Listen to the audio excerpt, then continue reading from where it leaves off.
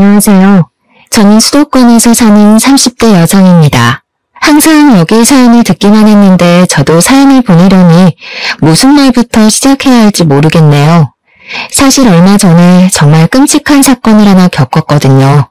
아직도 그때 생각하면 심장이 두근거리고 손이 떨리지만 이제는 그 일에서 벗어나고자 어렵게 컴퓨터에 앉아 사연을 보내려고 합니다. 비록 글이 횡설수설하더라도 넓은 마음으로 이해 부탁드려요. 먼저 본격적인 이야기를 하기에 앞서 우리 집 이야기를 해야 할 듯합니다. 저희 아빠는 제가 태어나기 전부터 할아버지의 사업을 물려받아 전자부품 제조회사를 운영했어요. 아빠는 회사를 키우는데 청춘을 바쳤고 그 결과 작년 기준 직원 수는 100명, 연매출은 150억 정도 나옵니다. 엄마는 아빠 회사의 사무실 업무를 담당하고 계세요. 저는 수도권의 4년제 대학교 영어영문학과를 졸업하고 처음에는 아빠 회사에서 일하려고 했지만 돌아다니기를 좋아하고 한 곳에 진득히 있지 못하는 성격이라 회사 생활은 너무 지루하고 재미없을 것 같았습니다. 무슨 일을 해볼까 고민하다가 어릴 때 꿈인 스튜어디스가 되어보고자 항공사에 지원했는데 서류는 항상 붙었지만 면접에서는 자꾸 떨어지더라고요. 1년 정도 도전하다가 계속 안 돼서 결국 포기하고 지금은 학원 영어 강사로 근무 중입니다. 그리고 사실 저에게는 가족이 하나 더 있는데 바로 1살 많은 오빠예요. 오빠와 저는 제가 7살까지는 같이 살았습니다. 하도 어린 시절이라 기억이 가물가물하지만 어릴 적 사진을 보면 저는 항상 오빠의 손을 잡고 다녔고 오빠는 저를 다정스럽게 쳐다보며 잘 놀아주었어요. 행복만이 가득할 것 같은 우리 집에 오빠가 학교에 입학한 해의 추석 명절날 비극이 닥쳤습니다. 수도권에 살던 우리는 우리 집과 가까운 친할머니 집에 있다가 전라도에 사시는 외할머니 집에 가기 위해 고속버스 터미널에 갔어요. 원래 명절 때마다 터미널에는 사람이 붐볐지만 그 해는 유난히 사람이 많아 아빠는 오빠를, 엄마는 내 손을 꼭 붙잡고 이동하다가 사람들에게 휩쓸려 오빠가 아빠의 손을 놓쳐버렸습니다. 아빠가 바로 오빠의 이름을 불렀지만 오빠는 증발한 것처럼 사라져버렸어요. 그 뒤로 한동안 저는 친할머니 집에 있고 부모님은 오빠의 행방을 찾으러 몇 년 동안 전국 각지를 돌며 다녔지만 오빠의 머리카락조차 발견되지 않았습니다. 오빠가 실종되고 우리 집은 몇 년간 초상집이었어요. 웃음소리도 대화 소리조차도 없었고 그저 눈물과 한숨소리로만 가득했습니다. 부모님이 저에게 화를 내거나 무섭게 하시지는 않았지만 부모님의 얼굴에는 그늘이 가득했었고 저는 그런 부모님께 투정이나 어리광 한 번 부리지 못하고 자랐어요. 그렇게 5년 정도가 지났습니다. 부모님은 여전히 슬픔에 잠겨 있었고 저는 왜인지 모르게 자주 배가 아프고 무엇보다 두통이 심했어요. 동네 내과 소아과에서는 큰 이상이 없다고 했지만 저는 많이 아프고 힘들어서 친구들과 놀지도 못했습니다. 그래서 대학병원까지 가서 검사한 결과 우울증 진단이 나왔어요. 부모님은 그 결과를 듣고서는 아들도 잃고 딸까지 잃을 뻔했다면서 펑펑 우셨습니다. 그리고 그날 이후로는 부모님이 점차 달라지셨어요. 항상 무표정으로만 계시던 두 분이 제 앞에서는 항상 웃으셨고 매주 주말마다 놀이공원, 상황이 안 되면 집 앞 공원이라도 나가서 함께 시간을 보냈습니다. 여전히 부모님은 오빠를 잃은 슬픔이 크긴 했지만 적어도 제 앞에서는 이전처럼 눈물이나 한숨을 보이지 않으셨어요. 이런 부모님의 노력 끝에 저는 우울증을 극복하고 다시 밝게 살 수가 있었습니다. 물론 아직도 제 마음에는 오빠를 잃은 아픔이 있기는 했지만요. 아무튼 무사히 대학교까지 졸업하고 학원 영어 강사가 되었고 친구가 소개팅을 해줘서 남편을 만나 결혼도 했습니다. 남편은 홀어머니를 모시고 사는 외동아들이에요. 저의 시어머니는 요양원 원장님이시고 상당히 직설적으로 말하는 성격이십니다. 처음에 제가 인사를 갔을 때도 제 직업에 대해서 들어보시고는 그깟 강사가 벌면 얼마나 버냐고 하시던 분이세요. 그래도 저에게 설거지, 제사, 김장과 같은 일을 시키시지도 않았고 부당한 요구를 하시는 분은 아니시기에 크게 불편하지는 않았습니다. 남편도 저는 물론 친정 부모님께도 정말 잘했으며 집안일도 잘 도와주었어요. 결혼 후 남편과의 관계도 돈독했고 저도 강사로서 어느 정도 입지를 다지며 남부럽지 않은 신혼생활을 즐기고 있었습니다. 다만 아빠의 회사 근처에 비슷한 업종의 회사가 새로 생겨서 매출이 조금 줄어들기는 했지만 그래도 큰 타격을 입을 정도는 아니었어요. 그러던 어느 날이었습니다. 아빠의 생신을 앞두고 평일에는 다들 일하느라 한자리에 모이기 힘드니 주말에 같이 점심을 먹으며 아빠의 생신 파티를 하기로 했어요. 그런데 미리 약속했던 날 아빠와 친한 거래처 사장님의 딸이 결혼식을 하는데 제 결혼식 때도 오셨던 사장님이시라 안 갈 수가 없다고 하셔서 어쩔 수 없이 점심 약속을 저녁으로 미뤘습니다. 아빠는 결혼식을 다녀오고 저녁에 가족끼리 만났는데 아빠가 큰 고민이 있어 보이셨어요. 저는 걱정이 돼서 결혼식장에서 무슨 일 있었냐고 물었더니 아빠가 하는 말이 결혼식장에서 오빠와 닮은 사람이 만난 것 같다고 하시는 게 아니겠어요? 저와 엄마는 깜짝 놀라 무슨 소리냐고 한번 자세히 좀 말해달라고 했습니다. 결혼식장에서 진혁이와 아주 똑같이 생긴 사람을 봤어. 대충 겉으로 봤을 때는 지금 진혁이의 나이인 30대 초반에서 중반 정도 되어 보이고 내 젊을 때랑 아주 똑같이 생겼었어. 오늘 나와 같이 간 회사 사장님이 그 젊은 친구가 나랑 너무 닮아서 그런데 혹시 아는 사이냐고 물어볼 정도였다니까. 그럼 한번 가서 나이와 이름을 물어보지 그러셨어요. 나도 그러고 싶었지. 그런데 예식장에는 사람이 너무 많아서 정신이 하나도 없더라고. 그래서 필요 현장에서 찾아봤는데 그냥 갔는지 안 보였어. 나중에 거래처 사장한테 아는 사람이냐고 한번 물어봐야겠어. 아이고, 내 정신 좀 보게. 오늘 내 생일 축하해주려고 왔는데 김서방 앞에서 이런 이야기나 하고 말이야.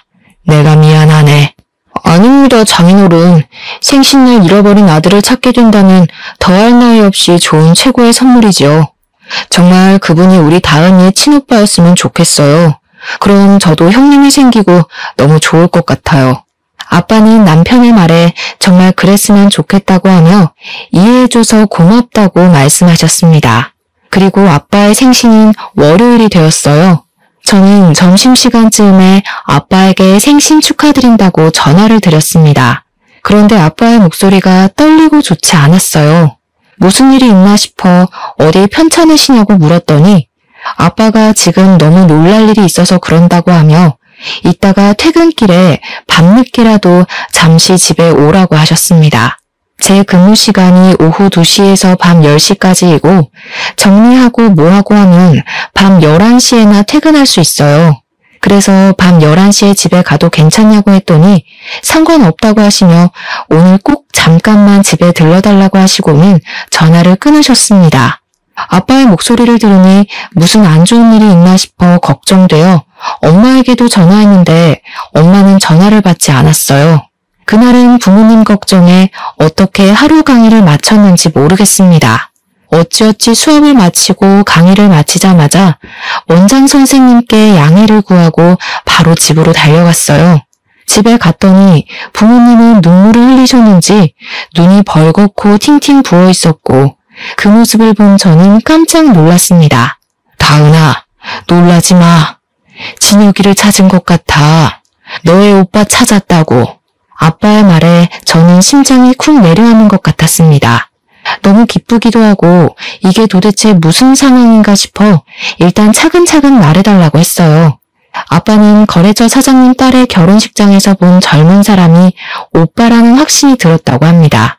그래서 오늘 출근하자마자 거래처 사장님께 전화해서 사실 어릴 때 잃은 아들이 있는데 하객으로 온 한 젊은 친구가 아빠의 젊은 시절과 너무 닮아서 혹시나 해서 물어본다고 했어요. 그 말을 들은 순간 거래처 사장님은 누구를 찾으려는지 알 것 같다고 하며 오빠의 현재 직장을 알려주었다고 합니다. 알고 보니 오빠는 아빠 회사 근처에 새로 생긴 비슷한 업종의 회사 개발팀 팀장이었어요. 거래처 사장님이 오빠가 다니는 회사 사장님의 번호를 알려주셔서 아빠가 바로 사장님께 전화했고 오빠를 닮은 젊은 사람의 나이와 이름을 알 수 있는데 나이는 현재 오빠의 나이와 같은 35살이고 이름은 오빠의 이름과 같은 이진혁이었습니다. 이 사실을 안 것이 점심시간 즈음이었고 점심시간이 지난 후 아빠는 바로 그 회사로 달려가 봤지만 아쉽게도 오빠는 지금 다른 지방으로 출장 중이라 볼 수 없었어요. 하지만 사원증으로 사진은 볼 수 있었는데 사진을 보니 오빠라는 확신이 들었다고 합니다. 아빠는 회사 사장님으로부터 어떻게 오빠가 이 회사 직원으로 있을 수 있는지 그 이야기를 듣게 되었어요. 사장님은 지금 회사를 차리기 전에 다른 회사에서 부장으로 있었고 오빠는 신입사원이었습니다. 그 당시 오빠는 배우려는 열정도 가득하고 항상 열심히 하려고 해서 당시 부장이었던 사장님 눈에는 참 인상 깊었다고 해요. 그 뒤로 종종 같이 저녁을 먹으며 살아온 이야기를 했는데 오빠는 보육원에서 살다가 성인이 되어 자립금을 받고 시설에서 나와 직업 전문학교에서 이쪽 일을 배웠다고 했습니다. 사장님은 힘들게 살아온 오빠가 안쓰러워 더 잘 챙겨주고 기술을 하나라도 더 알려주려고 했다고 해요. 그러다가 사장님이 우연한 기회에 자신의 회사를 차릴 수 있었는데 함께 일할 직원을 구하다가 오빠가 생각나 개발팀 팀장으로 스카우트했다고 했습니다. 이 말을 들은 아빠는 눈물을 흘렸고 사장님은 오빠의 연락처를 알려주며 한번 연락해서 만나보라고 했다고 해요. 저는 부모님의 이야기를 듣고 드디어 오빠를 찾았다는 생각에 기쁘기도 하고 얼떨떨하기도 했습니다. 집에 가서 남편에게 오빠를 찾았다고 이야기하니 남편도 어떻게 이런 우연이 있냐고 하며 매우 잘 됐다고 했어요. 그리고 그 주 주말, 오빠와 우리 가족이 드디어 한자리에 만났습니다. 엄마는 오빠의 뺨을 어루만지며 드디어 우리 아들을 만났다고 눈물을 흘렸고 오빠 역시 너무 보고 싶었다고 하며 펑펑 울었어요. 그리고 오빠는 저를 보더니 매일 울기만 하고 코나 질질 흘리던 그 꼬맹이가 벌써 이렇게 커서 결혼까지 했냐고 했습니다. 우리 가족의 모습을 본 남편도 옆에서 눈물을 흘렸어요. 오빠는 지금 우리 집과 그다지 멀지 않은 곳에서 살고 있었기에 우리는 앞으로도 종종 모이기로 약속했습니다. 남편 역시 오빠에게 매형이 생겨서 너무 기쁘다고 하며 앞으로 자주 만나 함께 술도 마시자고 했어요. 그 뒤로 남편은 오빠와 종종 둘이서만 만나 함께 저녁도 먹고 술도 마셨습니다. 그러다가 술을 너무 과하게 마시면 남편은 저한테 혼난다며 오빠 집으로 가서 잠도 자곤 했어요. 그럴 때마다 저는 술 먹고 집에 안 들어오는 남편을 향해 바가지를 긁었지만 오빠는 매제 아침에 해장까지 시켜서 잘 보낼 테니 남편 너무 혼내지 말라고 했습니다. 저와는 달리 부모님은 오빠와 남편이 형제처럼 잘 지내는 것 같아 너무 보기 좋다고 흐뭇해하셨어요. 그렇게 2년 정도가 지났습니다. 아빠는 이제 연세가 있으셔서 회사 운영하는 데 많이 힘들어하셨어요. 아빠는 같이 일도 하고 앞으로 회사를 물려받을 수 있을 정도로 믿을 만한 사람이 필요하다고 했습니다. 직원들도 있었고 회사 간부도 있기는 했지만 아빠는 그 사람들이 회사를 운영해 나가기에는 적합하지 않다고 생각하셨어요. 그래서 아빠는 오빠가 아빠의 회사로 오기 바랐지만 오빠는 지금 있는 회사의 사장님께 죄송해서 이직하기 어렵다고 했습니다. 이 모든 상황을 들은 남편은 장인어른의 건강이 걱정된다며 회사에 들어가서 일을 도와드리고 싶다고 했어요. 그런데 남편은 전공이 전혀 다른 쪽이고 아빠 회사는 아무래도 기계를 직접 조작하고 다뤄야 하는 일이라 처음부터 하나하나 배워야만 했습니다. 저는 남편에게 아빠 회사로 들어가면 하나부터 열까지 다 배워야만 하는 상황이라 힘들 수도 있다고 했지만 남편은 솔직히 지금 다니는 회사에는 희망이 없어 보인다며 아빠의 회사로 들어가서 기술을 배우고 싶다고 했어요. 아빠도 남편에게 회사로 들어오면 힘들 것이라고 했지만 남편은 생각이 아주 확고했고 결국 남편은 아빠의 회사에 입사하게 되었습니다. 남편은 정말 열심히 했어요. 거의 매일 자정까지 일하며 기계 조작하는 것을 배웠고 주말에도 회사에 갔습니다. 저는 너무 힘들게 일하는 남편이 안쓰러워 몸도 생각해가며 일하라고 했지만 남편은 지금 빨리 일을 배워야 한다며 그 누구보다 열심히 했어요. 그러나 회사 사람들은 남편을 인정해주지 않았습니다. 일부러 남편 앞에서는 전문 용어를 써서 남편이 하나도 못 알아듣게 하고 회사 내의 중요한 일도 남편에게 말해주지 않는다고 해요. 남편은 그 사람들에게 인정받으려면 빨리 일을 배워야 한다고 하며 이 악물고 정말 열심히 일했습니다. 아빠도 그런 남편의 모습을 아주 좋게 보셨고 아직은 남편이 회사에서 일을 맡아서 할 정도는 아니지만 조금 더 있으면 회사에 큰 도움이 될 수 있을 것 같다며 칭찬을 하셨어요. 그러다가 명절이 왔습니다. 원래 시댁이 우리 집에서 1시간 거리라서 한 달에 한 번꼴로 시댁에 갔었는데 남편이 아빠 회사로 들어가고 나서는 거의 넉 달 만에 시댁에 간 상황이었어요. 시어머니는 오랜만에 본 남편을 보며 한숨을 푹 쉬셨습니다. 우리 준석이 얼굴이 아주 반쪽이 됐네. 예, 우리 준석이가 너네 아빠 회사에서 일하는데 무슨 일반 사람들처럼 그렇게 일을 시키니? 아무래도 아빠 회사는 기술이 필요한 회사라 아직은 배우느라 그래요. 다들 이쪽 업계에서 10년, 20년은 되신 분들인데 이분들과 함께 일하려면 아무래도 남편도 열심히 해야죠. 그래서 저와 남편이 힘들 수 있다고 남편을 말렸는데 남편이 굳이 아빠 회사에 들어갔네요. 어머, 얘 좀 보게. 얘, 아무리 그래도 준석이가 사장님의 사위인데 그냥 한 자리 하나 주면 안 되니? 누가 들으면 무슨 너네 아빠 회사가 대기업인 줄 알겠다.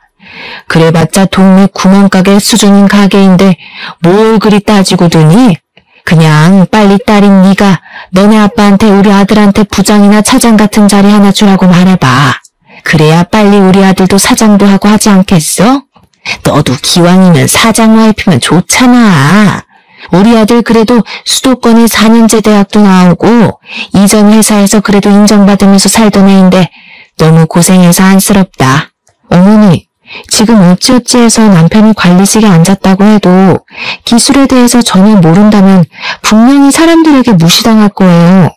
그런 것 때문에 아빠도 남편에게 쉽게 관리직 자리를 못 주시는 거고요. 참 네가 융통성 없는 게 네 아빠 닮아서 그런가 보다. 아휴, 내가 말을 말아야지. 우리 준석이만 고생이네. 시어머니는 살 빠진 남편의 모습에 크게 안타까워했습니다. 시어머니의 말이 좋게 들리지는 않았지만 남편이 아빠 회사 다니며 고생을 해서 살이 빠진 것이 사실이기에 별다른 할 말이 없었어요. 그냥 남편이 건강을 잃지 않도록 잘 내조하겠다고 말했습니다. 그런데 시어머니가 그 뒤로도 명절 내내 우리 아들 안쓰럽다며 이야기를 했고 처음에는 저도 같이 안쓰러운 마음이 들었으나 점점 듣기 힘들었고 슬슬 짜증이 났어요. 이런 제 마음을 알았는지 남편도 시어머니에게 그만하라고 했고 남편의 말에 시어머니는 이야기는 하지 않았는데 집에 갈 때 보니 시어머니가 울고 있었습니다. 왜 우시냐고 했더니 준석이가 너무 안쓰럽다고 하며 너네 아빠한테 잘 이야기해서 얼른 관리직 하나 달라고 했어요. 그래도 30대 중반인데 아직도 그렇게 남의 밑에서 고생하며 일하는 게 너무 안쓰럽다면서요. 저는 그날 시댁에서 나오면서 남편에게 혹시라도 버티기 어려울 정도로 힘들면 언제든지 말하라고 했습니다. 남편은 이제 일도 조금씩 손에 익고 괜찮다고 하며 열심히 해보겠다고 하는데 남편을 보니 뭔가 고맙기도 했고 마음이 짠하기도 했어요. 그렇게 1년 정도 지나자 아빠 회사 임직원들이 드디어 남편을 인정해주기 시작했습니다. 하루는 회식을 갔다가 남편이 아주 기분 좋아서 오는 거예요. 회식 때 무슨 좋은 일 있었냐고 했더니 오늘 회식 자리에서 부장님이 사과했다는 겁니다. 무슨 소리냐고 하니 부장님이 그동안 사장님의 사위인데다가 이쪽 업계에서는 한 번도 일해보지 않았다고 해서 낙하산으로 오해했는데 지난 1년간 정말 열심히 일하는 것을 봤다며 오해해서 미안했다고 말했다는 것이에요. 부장님의 말에 다른 직원들도 자신들도 오해했다고 하며 남편에게 사과했다고 합니다. 남편은 역시 진심은 통하는 것 같다며 뿌듯해했고 그 뒤로는 회사 사람들과 잘 어울렸고 대리로 승진도 했어요. 남편이 대리가 되고 얼마 지나지 않았을 때 아빠와 오빠 회사에 큰 변화가 생겼습니다. 이런저런 복잡한 사정으로 인해 오빠의 회사가 아빠의 회사로 인수합병이 돼서 오빠가 아빠의 회사에서 일하게 되었어요. 오빠가 다니던 회사와 아빠가 운영하시던 회사는 거의 같은 부품을 제조하는 업체이고 부품을 제조하는 기계 역시 거의 같았습니다. 그래서 오빠는 회사 일에 쉽게 적응할 수 있었고 일을 너무 잘했어요. 아빠 회사 사람들도 오빠가 일을 잘한다는 것을 부정하지 못했습니다. 게다가 눈치도 빠르고 눈썰미도 있고 사람들 사이에 잘 융화되었어요. 무엇보다 회사 합병 후 처음에 이런저런 갈등들이 꽤 많았는데 그런 갈등이 생길 때마다 오빠는 현명하게 대처해서 큰 싸움이나 갈등이 생길 뻔한 것을 막았다고 합니다. 사람들은 다들 오빠의 성품과 실력을 높이 평가했고 오빠는 바로 차장으로 초고속 승진을 했어요. 오빠는 임직원들이 낙하산이라고 불만을 토로하면 어쩌냐고 했지만 회사 내에서는 아무도 오빠가 차장이 되었다고 해서 불만을 품지 않았습니다. 이렇게 오빠는 초고속으로 차장이 되었지만 남편은 여전히 대리였어요. 물론 남편도 최선을 다해서 노력하고 있었습니다. 하지만 20살 때부터 직업 전문학교에 들어가서 일해온 오빠와 이제 고작 3년 차인 남편이 어떻게 같을 수가 있겠나요? 저와 아빠는 당연히 오빠가 먼저 승진하는 것이 바르다고 생각했는데 남편은 그게 아니었습니다. 남편은 계속 오빠가 차장이 된 것이 마음에 들지 않는다는 식으로 이야기했어요. 하루는 남편이 퇴근하고 집에 왔는데 투덜대는 것입니다. 장인어른 정말 너무하시는 거 아니야?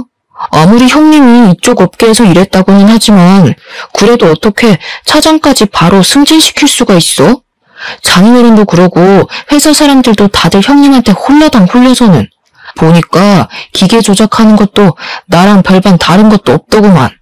어떻게 형님은 바로 차장이고 나는 아직도 대리 나부랭이냐고. 나도 이렇게 노력하고 있는데 말이야. 과장이라도 시켜줘야 하는 거 아니야? 나도 아빠한테 대충 회사 상황은 들었는데 솔직히 여보가 열심히 했던 것은 인정하지만 오빠는 지금 이 업계에서 20살 때부터 일해왔던 반면에 여보는 이제 고작 3년이야. 이런 상황에서 여보가 오빠보다 더 인정받기를 원한다는 것은 욕심 아닐까? 그리고 오빠가 차장이 된 것에 대해 불만을 가지는 직원도 아무도 없다면서 왜 여보만 그렇게 불만이야? 솔직히 나는 기계 어떻게 조작하는지 어떤지 아무것도 모르기는 하지만 그래도 아빠와 회사 직원들이 다들 인정했다면 여보보다 오빠가 더 실력이 있다는 뜻 아닐까? 말을 말자 말을 마라. 너도 이씨 집안이니 당연히 너네 오빠가 먼저 차장되는 게 당연하다고 생각하는 거겠지. 남편은 제 말에 수긍하지 못하고 혼자 씩씩대더니 작은 방으로 문 닫고 들어가 버렸습니다. 그 뒤로 남편은 나오지 않았고 저는 남편이 이 정도까지 화를 내는 것이 이해가지 않았어요. 그렇게 밤이 되고 저는 혼자 큰 방에서 잠을 잤습니다. 잠을 자다가 새벽에 목이 말라 거실로 나왔는데 남편이 누군가와 통화 중이었어요. 저는 이 새벽에 누구와 통화 중인가 싶어서 몰래 엿들었는데 대충 대화 내용을 들어보니 시어머니와 통화를 하고 있었습니다. 남편은 시어머니에게 우리 아빠의 회사를 물려받아 사장 자리에 한번 앉아볼 생각으로 왔는데 갑자기 형님 그러니까 우리 오빠가 등장하는 바람에 일이 다 틀어졌다고 말을 했어요. 그러면서 우리 오빠가 나타나지만 않았어도 자신이 승승장구해서 사장까지 됐을 텐데 이렇게 찬밥 신세가 된 것이 억울하다며 오빠가 콱 죽었으면 좋겠다고까지 말했습니다. 시어머니는 남편의 말에 화가 잔뜩 난 듯했고 우리 아빠에 대해 좋지 않은 이야기까지 하는 듯했어요. 이 이야기를 들은 저는 너무 충격이었습니다. 남편이 갑자기 아빠의 회사에서 일한다길래 저는 정말 아빠를 돕고 싶어서인 줄로만 알았는데 사장 자리까지 생각한 줄은 몰랐어요. 게다가 오빠 때문에 자신이 사장을 못할 것 같은 상황이 되자 오빠가 죽었으면 좋겠다고까지 말하는 것이 충격이다 못해 섬뜩했습니다. 저는 방문을 열려다가 남편의 목소리가 너무 격양되어 있어서 일단 못 들은 척하고 다시 조용히 큰 방으로 갔어요. 저는 이 상황을 어찌해야 할지 몰라 밤새 고민을 하다가 남편이 출근한 후 바로 아빠에게 전화했습니다. 아빠는 안 그래도 저에게 할 말이 있어서 전화하려고 했다고 했어요. 사실은 말이다.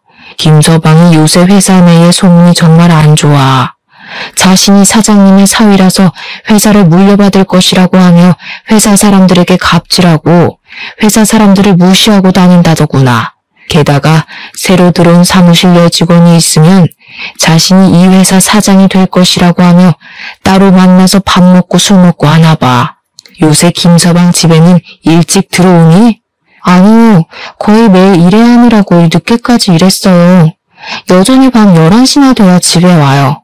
근데 매일 회사 사람들과 밥을 먹으면서 반주한다고는 했어요. 그래서 저는 일하고 밥을 먹으면서 간단히 한잔하고 오는 줄 알았어요. 야근은 무슨 매일 칼퇴근하고 있어. 아마 사무실 여직원이랑 같이 밥 먹는 것 같아. 어찌됐건 나는 김서방에게 회사 경영을 절대 맡기지 않을 것이고 회사 관리직으로 앉힐 생각도 없어. 아무리 가족이라고 해도 가족과 회사는 엄연히 다른 거야. 네가 서운해하지 않았으면 좋겠구나. 사실 저도 아빠에게 드릴 말씀이 있어요. 어제 남편이 시어머니와 통화하면서 남편이 아빠 회사를 물려받아 사장이 되고 싶었는데 갑자기 오빠가 나타나는 바람에 일이 다 그르쳤다고 했어요. 심지어 오빠가 죽었으면 좋겠다고까지 하더라고요. 그래서 저도 아빠에게 이 사실을 알리려고 전화했어요. 아빠도 내 말에 적잖이 충격을 받으셨고 저 역시 남편과 앞으로 어떻게 해야 하나 고민을 했습니다. 그 뒤로 저와 남편은 한 집에서 살지만 남남처럼 지냈어요. 남편은 매일 밤 1시에서 2시 정도에 들어와서 아침 6시에 나갔습니다.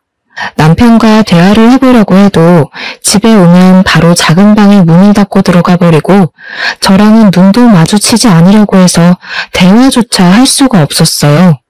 그러다가 주말이 되었습니다. 아침 10시쯤에 일어났는데 남편은 일찍부터 어디론가 나가서 보이지 않았어요.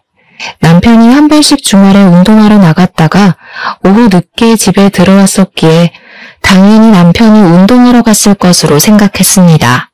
저 혼자 간단히 밥을 먹으려고 준비하고 있을 때 엄마에게 전화가 왔어요.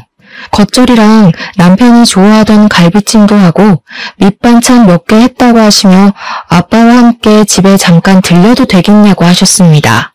저는 지금 남편 없으니 집에 오시라고 했어요. 잠시 후 엄마와 아빠가 갈비찜에 겉절이에 밑반찬을 한가득 들고 오셨습니다. 부모님은 집에 오시자마자 냉장고 앞으로 가셔서는 냉장고에 반찬들을 하나하나 넣어주셨어요. 그러고 있는데 밖에서 비밀번호 누르는 소리가 들렸습니다. 저는 당연히 남편인 줄 알고 현관으로 갔는데 남편과 시어머니가 함께 서 있었어요. 시어머니는 저를 보자마자 뺨을 때렸습니다. 내가 저번 명절 때 분명히 말했지? 너네 아빠한테 말해서 얼른 관리직이라도 한 자리 달라고 말이야. 아니 지금 너네 아빠 회사에 다닌 지 몇 년이 됐는데 아직도 대리 나부랭이가 뭐니? 너네 오빠인가 뭔가 하는 사람은 들어온 지 한 달 만에 차장 달았던데 솔직히 너네 아빠 너무한 거 아니냐? 아빠도 다 생각이 있으셔서 그렇게 하시는 거죠. 아무리 그래도 그렇지 이렇게 막무가내로 오셔서 갑자기 제 뺨을 때리시는 건 너무하신 거 아니에요? 뭐가 너무해? 나 지금 너 머리채도 잡고 싶은 거 간신히 참고 있다. 아니 도대체 그깟 구멍가게에서 왜 그리 관리직 자리를 안 줘? 지금 당장도 우리 아들 사장 자리에 앉혀놓으면 잘할 텐데 왜 우리 아들을 못 믿고 그렇게 노예처럼 부려먹냐고. 그리고 네 오빠라는 사람은 솔직히 몇십 년 만에 만났으면 남남 아니야? 네 오빠라는 사람한테는 한 달 만에 차장 자리 주고 3년 가까이 일한 우리 아들은 아직도 대리이고 이게 말이 된다고 생각해? 손을 놓쳐서 사라졌으면 평생 죽은 듯이 살았어야지. 왜 갑자기 나타나서는 우리 아들 앞길을 방해하고 난리야? 에이, 그냥 보육원에서 죽어버리지.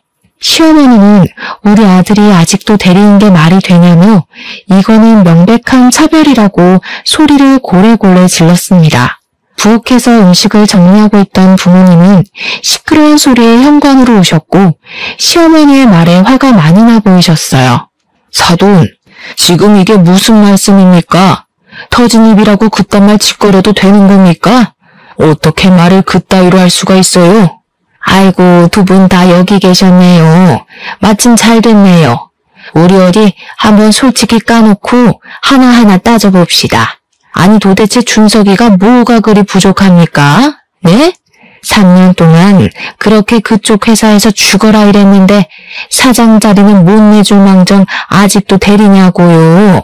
아직 기술이 많이 부족하니까요. 저희 회사 관리직에 계시는 분들 전부 다 최소 10년은 이쪽 업계에서 일한 사람들입니다. 그런 사람들을 제치고 고작 3년밖에 일하지 않은 김서방에게 관리직을 어떻게 내어준단 말입니까? 그게 말이나 돼요? 그럼 그쪽 아들은요? 아니, 잃어버리면 남남이지 왜 갑자기 나타나서는 우리 아들보다 더 높은 차장이 된답니까? 이게 바로 낙하산이지 뭐예요? 우리 아들은 20살부터 이미 이쪽 업계에서 일해왔어요.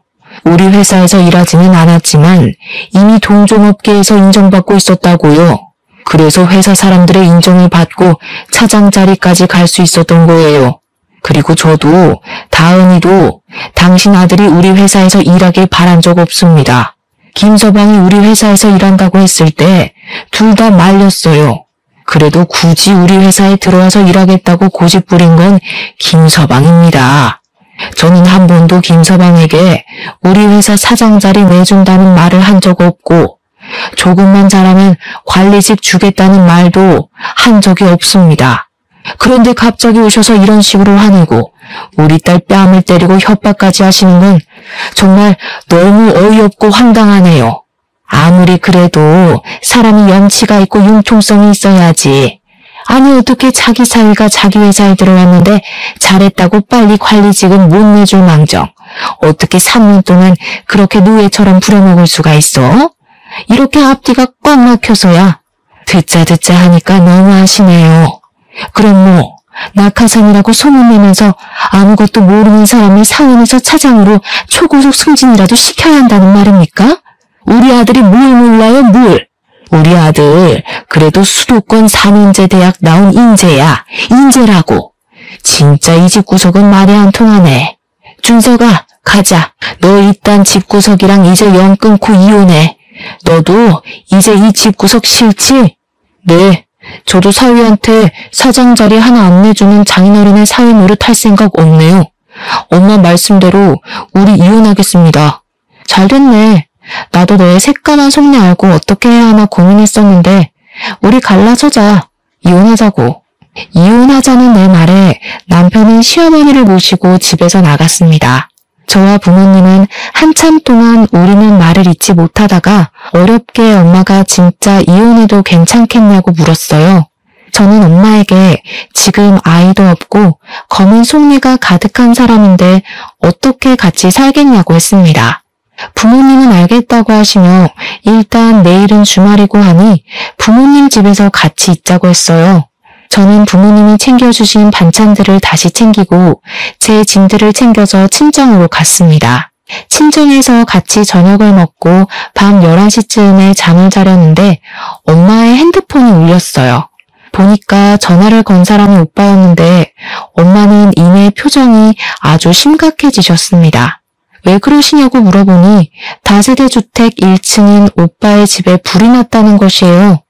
다행히 화재 당시 오빠는 잠깐 지인을 만나러 나간 상태여서 다치지는 않았고 다른 집에 사시는 분들도 바로 다 대피해서 인명피해는 없었습니다. 불은 이웃의 신고로 10분 만에 바로 꺼지기는 했지만 오빠가 살던 집 내부가 다 타버렸어요. 일단 오빠는 바로 부모님 집으로 왔고 저는 오빠에게 어쩌다 불이 난 것인지 물어보았습니다. 오빠의 말로는 지인을 만나고 집에 오는데 집 근처에서 남편을 본 것 같다고 했어요. 어두웠지만 분명히 남편이 평소에 자주 입던 운동복에 모자를 쓰고 있었고 남편도 역시 오빠를 본 것 같았지만 의도적으로 피한 것 같다고 했습니다. 그렇게 남편이 사라지고 나서 오빠 집에 불길이 치솟았다고 해요. 이 소리를 듣고 화가 난 우리 가족은 바로 남편은 방화범으로 고소했습니다. 다음날 화재 원인을 찾기 위해 합동 감식을 했는데 방화로 확인되었고 CCTV와 맞은편 주차되어 있는 차량 블랙박스를 확인한 결과 남편이 근처 쓰레기에 불을 붙이고 1층에 살던 오빠 집 창문에 투척하는 장면이 아주 적나라하게 찍혔더라고요. 남편은 바로 구속이 되었습니다. 저는 남편의 구속과 동시에 이혼을 하려 했으나 당당히 이혼하자던 남편이 이혼 동의를 해주지 않았어요. 결국 우리는 이혼 소송까지 하게 되었습니다. 이혼 소송까지 해야겠다는 제 말에 아빠는 직장에서 남편과 불륜 저지른다고 소문난 20대 회사 여직원의 인적 사항을 알려주셨어요. 저는 바로 그 상간녀와 만났는데 상간녀는 저를 보자마자 무릎을 꿇더니 아직 20대인데 제 앞길 꼬이는 것 원하지 않는다고 하며 잘못했다고 빌었습니다. 그러면서 사실 유부남인 것을 알고 만날 생각이 없었는데 너무 치근대서 한두 번 만난 게 서너 번 됐다고 했어요.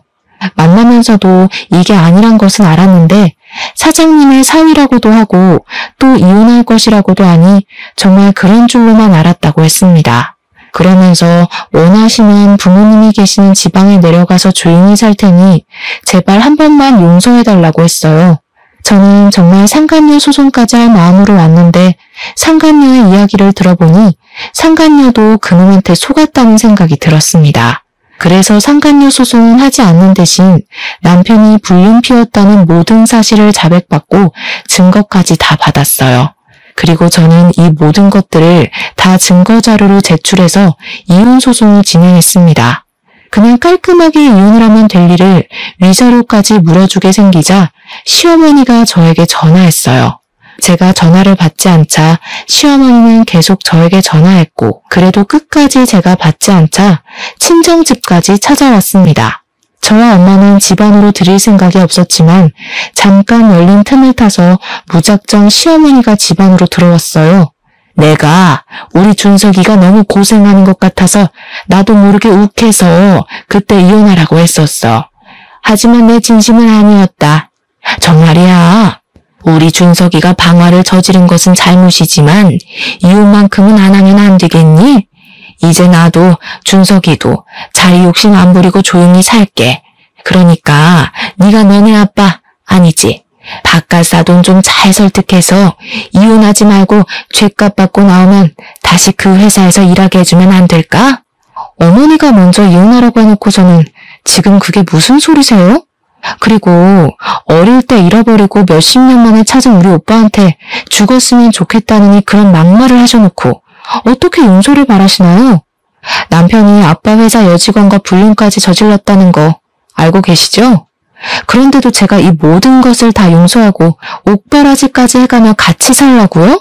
저는 절대 못합니다. 이혼 소송까지 해서 위자료까지 받을 거예요. 아시겠어요? 너 정말 너무하는구나. 그래도 이 어른이 이렇게 사과하러 왔는데 그냥 좀 넘어가주면 안 되냐? 정말 융통성은 일도 없는 집구석이라니까. 뭘 잘했다고 사과를 받아줘요? 당신 때문에 어렵게 찾은 우리 아들이 죽을 뻔했는데 당신 같으면 용서가 되겠어요? 참나, 우리는 법대로 할 테니까 그만 여기서 설치고 나가요. 꼴도 보기 싫으니까. 난 안 나가. 당신들이 이혼 소송 취하해줄 때까지 안 나간다고. 시어머니는 정말 우리 집에서 안 나갈 기세로 대자로 누워 시위했습니다. 엄마는 시어머니를 내쫓으려다가 힘에서 밀리자 어쩔 수 없이 경찰을 불렀고 시어머니는 결국 경찰들의 손에 끌려 나갔어요.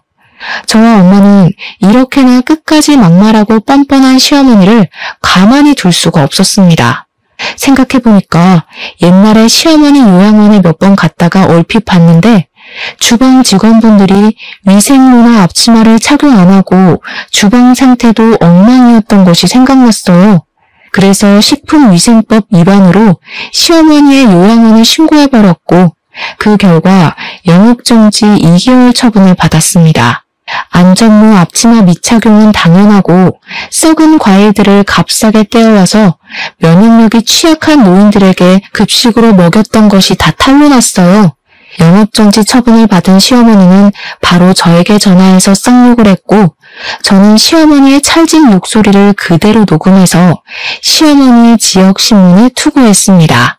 그러자 그곳에 부모님을 요양시킨 보호자들이 난리가 났고 요양원 직원들도 시어머니의 막말에 도저히 일을 못하겠다며 전부 퇴사해버렸어요. 그 결과 요즘 같은 고령화 시대에 보기 드물게 요양원이 폐원했답니다. 이러한 일이 있고 나서 적지 않은 시간이 흘렀어요. 저는 지금 친정 부모님과 함께 살며 친정 아빠 회사로 들어가 사무실 직원으로 일하고 있습니다. 오빠는 여전히 회사에서 인정받으며 열심히 일하고 있어요. 남편은 이혼 소송에서 패소해서 위자료를 지급해야 했고 방아죄로 징역 2년이 선고되었습니다. 그리고 요양원이 폐원되는 바람에 당장 돈벌이도 잃고 아들의 옷바라지까지 해야 할 처지가 된 시어머니는 살던 집도 팔아버리고 허름한 원룸 하나 구해서 겨우 살고 있다고 해요. 이렇게 자리 욕심에 눈이 멀었던 전 남편과 전 시어머니는 해서는 안 될 잘못을 저질러 지금 죗값을 톡톡히 받고 있습니다. 아직도 저와 부모님은 오빠의 집에 불이 난 그날을 생각하면 두 손이 벌벌 떨리고 심장이 쿵 내려앉아요. 그때 오빠가 밖에 있어서 다행이었지 만약에 집안에 있었다면 어렵게 찾은 오빠를 다시 영원히 못 볼 뻔한 것이잖아요. 부모님이 몇십 년 만에 오빠를 찾고 나서 기쁨의 눈물을 흘린 것을 옆에서 봤음에도 이런 일을 벌인 전 남편을 저는 평생 원망하고 증오하며 살 것 같습니다. 부디 저와 제 가족이 겪는 불행은 이것으로 마무리되었으면 좋겠어요. 실종, 방화라는 엄청난 사건을 겪었으니 이제는 우리 가족에게 꽃길만 펼쳐지길 바라며 저의 사연을 마칩니다. 감사합니다.